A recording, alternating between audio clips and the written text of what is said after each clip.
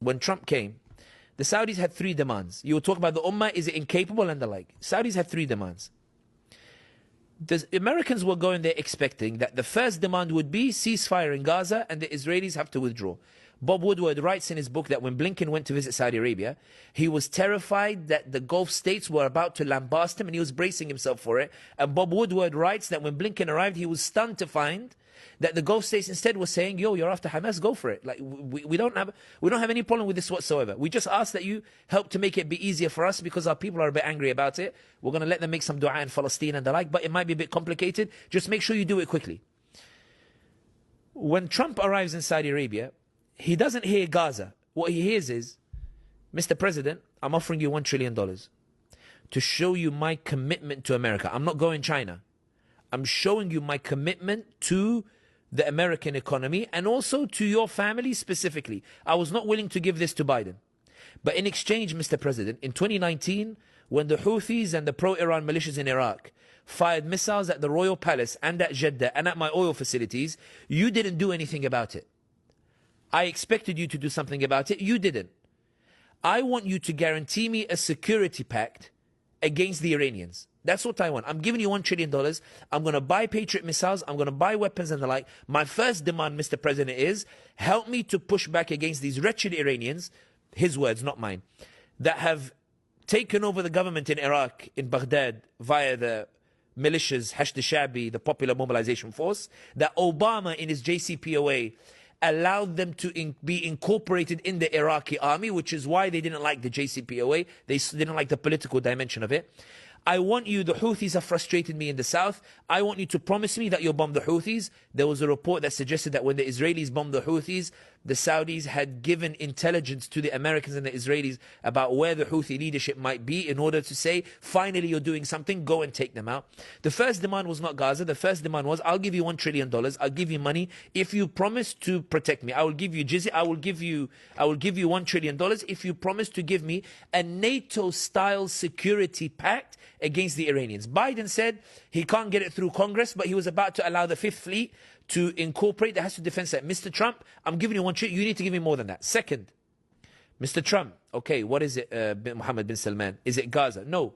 My second demand, as a result of the antagonism of Biden and the antagonism of the American Congress, and as a result of what I did to Khashoggi, and as a result of my crackdown on people here in Saudi Arabia, companies are unwilling to invest in Saudi Arabia. They're setting up in the UAE, hoping they can do business via UAE into Saudi Arabia.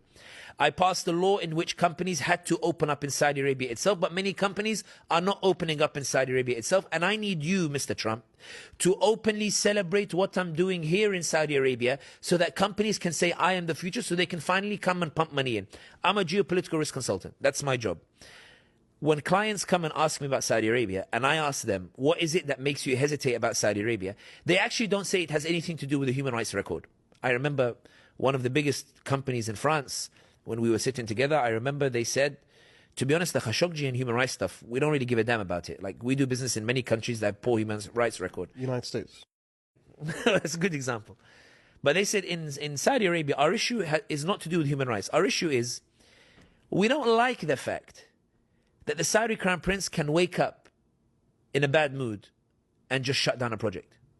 He said in the UAE, at least they have the free zones, and Bin Zayed doesn't touch the free zones. It's English common law. It's whatever, you know, he doesn't interfere in it. We know there's a sense of certainty. We don't like the fact that the Saudi Crown Prince can wake up, he doesn't like somebody, he takes the contract of him, and that project starts stalling. We're not willing to waste money in that regard, and until he gives us some sense of certainty and framework and stability in that regard, there's no way we're going to invest in Saudi Arabia. In any case, the Saudi Crown Prince Mohammed bin Salman says to Trump, my second demand, in exchange for the $1 trillion, your question was, why is the Ummah incapable? I'm telling you, I'm trying to show where the Ummah is putting its efforts. The Saudi Crown Prince says that the second demand is, I want you to publicly come out and celebrate that we are the ones who are innovating. And sure enough, Trump in his speech, he said, when we leave these guys alone, look what they build. Their cities are amazing, he said.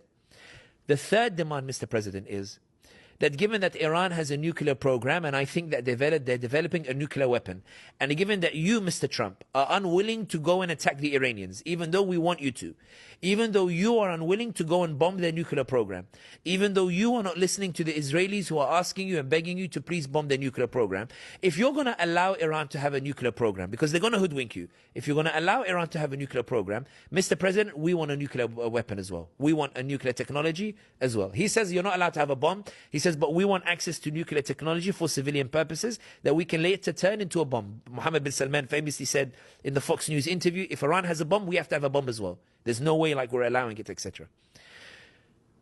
When the press ask, is Gaza mentioned? That's when the Saudis go, oh, by the way, yeah, Gaza. Gaza.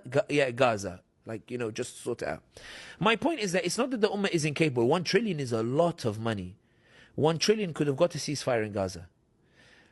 The problem is that when Trump left Saudi Arabia with a promise of 1 trillion, you asked where the Ummah's capabilities are. And you might say that I'm only talking about Saudi Arabia. UAE told Trump, Ta'ala come. And they got these ladies, they told them, take off your hijab, and I want you to wave yours and wave your head the way that Quraysh used to do before the Prophet Muhammad sallallahu alaihi wasallam. I don't know if you've ever seen the film The Message, the Risala by Mustafa Aqad, Allah yarahmu.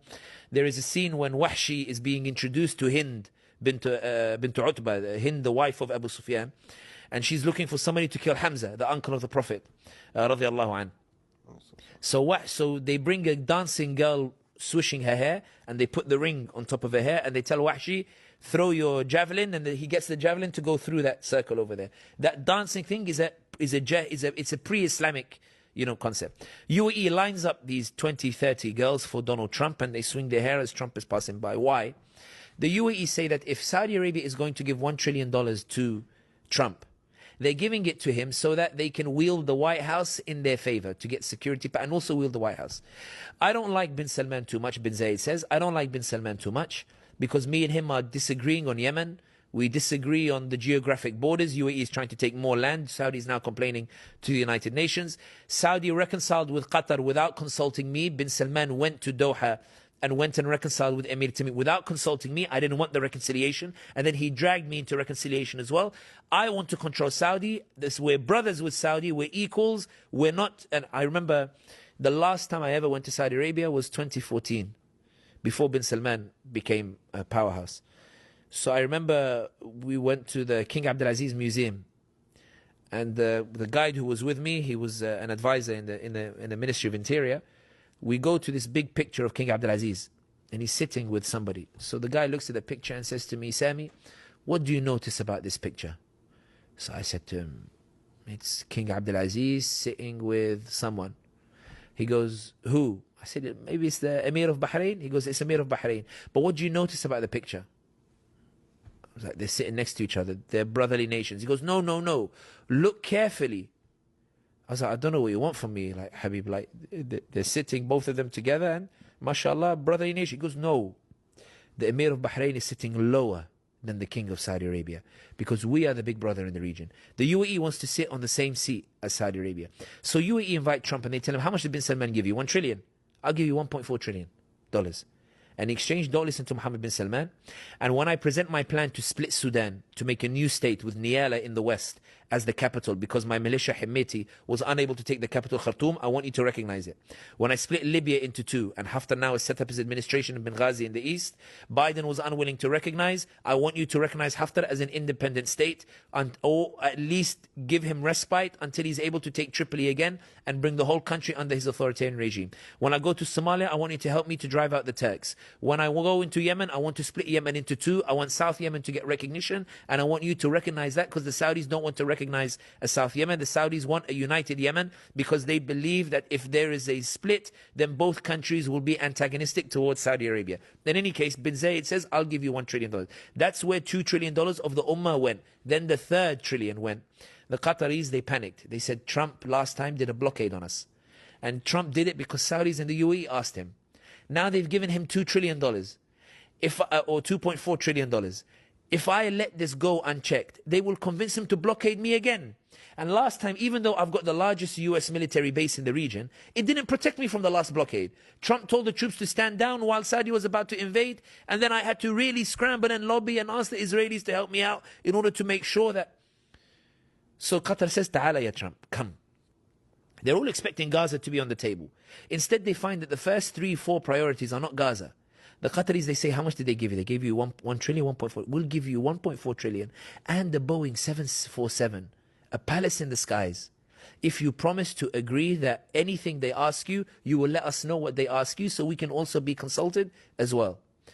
You asked, is the Ummah incapable? The Ummah is not incapable. The Ummah has $3.4 trillion that they're able to spend to develop the Ummah. The Ummah has the geographical capacity to prevent Israel from attacking the Iranians or prevent Israel from expanding in the region. The Ummah has the population, the armies, the resources and the high-tech weaponry in order to do so. But the current leadership on the resources of this Ummah are deploying those resources to ensure protection of the regime against the people themselves. Because the fourth demand that was made to Trump in exchange for the 1 trillion was, in the words of the Saudi Crown Prince, there was, in 2018, I was invited to this closed-door meeting on maritime security. There was a US delegation, European Union delegation, and there was a Gulf delegation. And the idea was, where is the future of security in the maritime going? There was the second in command of the US forces in the Gulf sitting in the room, senior European diplomats and senior Gulf military representatives. So the US second in command is talking to us about his visit to the Saudi Crown Prince Mohammed bin Salman in 2018 with Mark Esper, who was Trump's defense secretary, where he says the Saudi Crown Prince told us something that floored us. No Saudi prince has ever said this to us before. We were like, what? He said to us that, listen, my people are... Islam is still the dominant influence in this country. And I need at least 25, 30 years before I can remove these influences or at least restrict it and relegate it to Mecca and Medina. I need your help with that. I need your universities. I need this and the like. Meaning what he was saying was, I need you guys to help me against who? Against my people. I need you to help me against the Ummah. I need you to help me deploy the resources of the Ummah against the Ummah, because the Ummah want to use those resources against you. But I would prefer your vision of how the world should be rather than the Ummah's vision of how the world should be. So you lot need to give me time and protect me from this Ummah that wants to use the Ummah's resources for the Ummah. I need you to protect me from the Ummah when I use the Ummah's resources against the Ummah itself. I'm giving you $1 trillion to guarantee me that if anything happens in Saudi Arabia, if anything happens in the UAE, you solemnly swear to send in your troops to rescue me from an Ummah that is going to be very angry when it sees how I'm going to spend the resources of the Ummah. And I finish it with the hadith of the Prophet Muhammad sallallahu alaihi wasallam. Rasulullah sallallahu alaihi wasallam, when he spoke about, everyone likes to quote the hadith, that one day the enemies will come on you like they come on in a feast, like on a plate, they will all eat. And the Sahaba were really disturbed by it. So they said, Ya Rasulullah, will we be many on that day, or will it be because we're so few? Ya Rasulullah, they're asking him, will it be because we're weak, we're few, we don't have resources, or will we be many? Will we have resources to resist when it happens? And he said to them, sallallahu alayhi wasallam, that you will be many on that day, but you'll be like the foam of the sea. And they said, what do you mean like the foam of the sea? He said, you'll be like the foam of the sea because your hearts will be afflicted with wahan and karahiyat al-maut. You will resent death. You'll resent anything associated with sacrifice. And your hearts will be afflicted with wahan, which is a love of comfort. You'll always try to choose the easy path or the path of least struggle. And that is what will result in your many numbers and resources being ineffective against lesser resources. In America, $1.5 billion is raised every year for zakat. AIPAC spend $300 million on lobbying Congress. So they spend less than 30% on Congress, but they still have an outsized impact over the way that we spend our charity in getting it into Gaza. A lot of the charity is stuck in the border, even though the value of that charity is more than what Israel is spending on AIPAC. But because they spent smarter, their lesser investment got our greater charity investment stuck at the border. The point being is that it's not an absence of resources. The resources are there. The problem is how those resources are being deployed, and a lot of that has to do with how the current leaders are using.